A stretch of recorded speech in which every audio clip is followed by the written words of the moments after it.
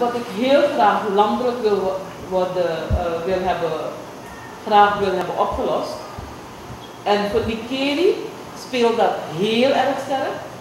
En ik denk natuurlijk ook in Marowijnen meteen, is het vreemdelingenvraagstuk.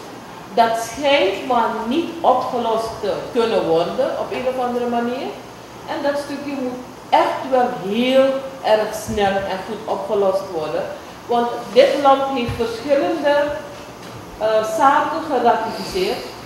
Heeft de wereld beloofd grondrechten, mensenrechten te waarborgen.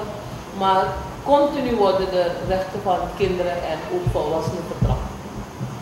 En dat moet wel nu goed van de grond komen. Anders blijven we jammer genoeg een land waar de beschaving niet erg hoog